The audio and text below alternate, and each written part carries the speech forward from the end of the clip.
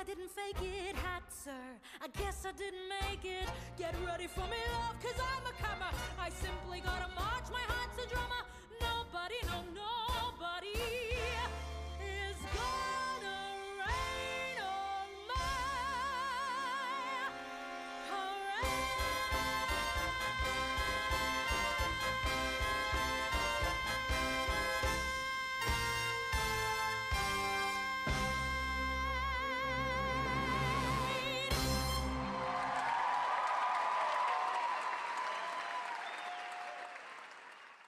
Don't tell me not to live, just sit and putter. Life's candy and the sun's a ball of butter. Don't bring around a cloud to rain on my parade. Don't tell me not to fly, I simply got to. If someone takes a spill, it's me and not you. Who told you you're allowed to rain on my parade?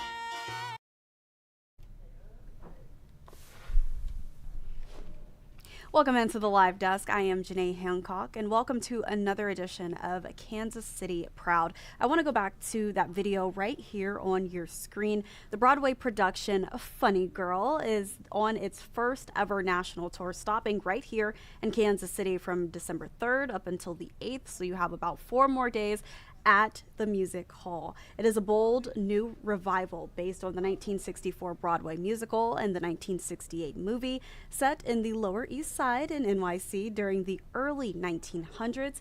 The bittersweet musical comedy is about the rising stardom of Fanny Brice, a Jewish comedian and Broadway star. And joining Fanny Brice is actually Walter Coppage, who plays the legendary Broadway producer. And we are joined by Walter now. Walter, thank you so much for joining me here at the Live Desk. A Good to be Kansas City legend, like I already told you. How does it feel to be back home? Oh, it's so good. It's so good to be home. We've been on the road for about 15 months now, and we're looking at another 4 months on the road. So it's very, very nice to finally be able to bring this show to Kansas City. And you know, I did read that you have been compiling a list for your cast members, everyone a part of the production. Yes. I have to start off with that. What have you put on that list so far? Well, it's one of those things when you're the local boy. If you're the hometown kid. As we come on tour, often they want recommendations for things. And because I'm from KC, I put together a list of recs, which is huge, actually, because, we're a great city. First off is barbecue. But then, some of the great sites and the fact that we're here during Christmas is just perfect because Kansas City does Christmas really, really well. So a lot of pressure. And before we move on, actually, you mentioned barbecue, which we know Kansas City is known for. So what's the best barbecue spot to you that you just told everyone you have to go here? The same thing. I'll tell you what I tell them, which is what I tell everyone when they ask me, what is your favorite barbecue spot? To ask a Kansas Citian what their favorite barbecue spot is, kind of like asking a parent who their favorite child is. They may have one, but they're not going to say. So me, it's one of those things where I love a lot of different barbecue joints, but I love them for specific things like Jack Stack. It's all about their beans and their burn ends. Bryant's, the burn ends and the ribs. LC's, the ribs. Gates, I could go on and on and on. So I think each one has something and as I've told them, experience all of them because there's Kansas City, we're so good at barbecue that anywhere you go is going to be great because if you make really crappy barbecue, you're not going to make it in Kansas City. So hey, and any place listen, you go. They have 4 more days to try out all of the I'm barbecue trying to put places. the weight on them. So hopefully they're there now getting some lunch. But I know you only signed on for a year-long leg, but then decided to continue. Why did you decide to continue on with the production? Initially I wasn't sure. I'd never done anything this long. I'd never done a show, for a 55-week commitment. I mean, we just hit performance number, I think, 422 last night, something like that, some crazy number. And I've never done a show that long. So I think there was just fear of, burnout, boredom, I've done it too many times. By the time I was getting close to the end of the first year, the first leg, I realized I was in love with the show, and it had gotten better. The show, instead of getting boring or drawn, it became deeper and more connected. We find new things.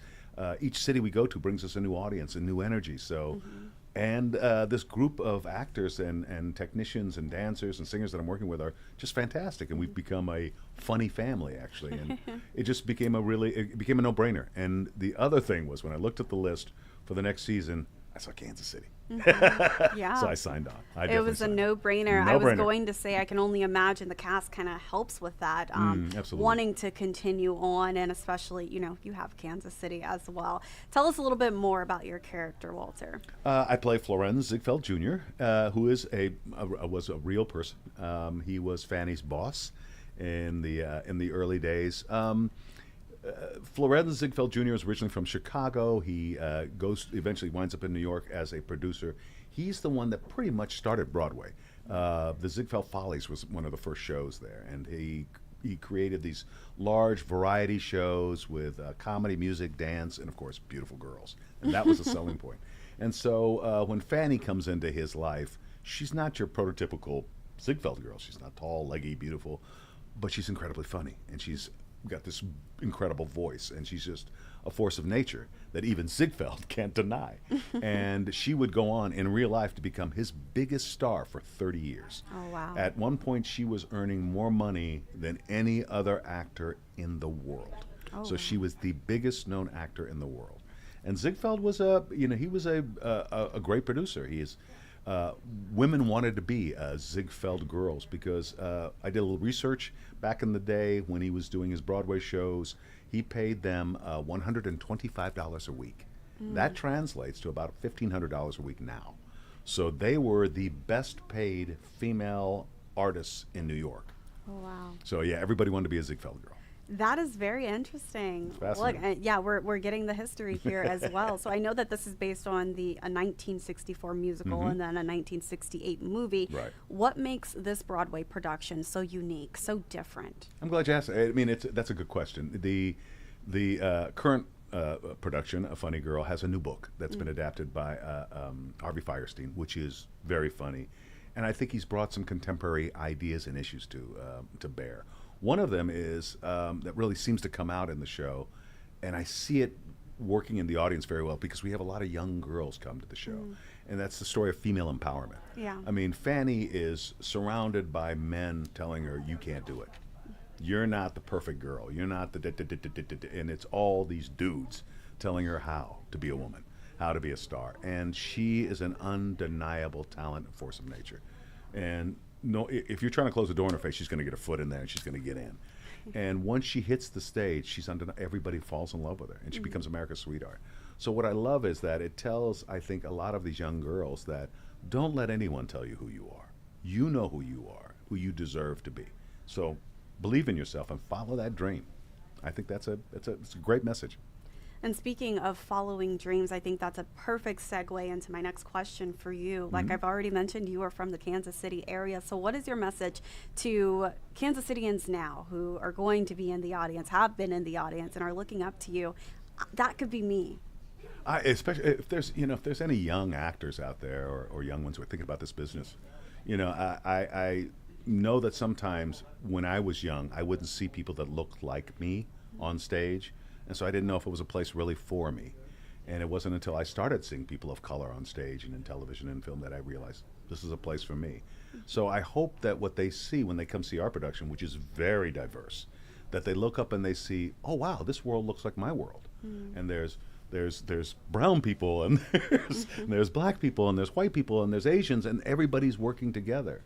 And there's a place for me here. And we're all different shapes and sizes and colors and of various backgrounds, that there's a place for all of us. And that it's not an exclusive club, it's an inclusive club.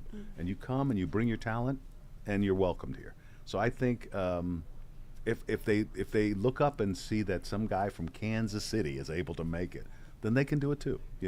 I'm nothing special. You can do it too. But we still want to give you your kudos and give you your roses while you're still able to smell them. Bless you. I love what you just said there. Very, very powerful. And I think there's a lot to take away because you have achieved so much within your thank you. career.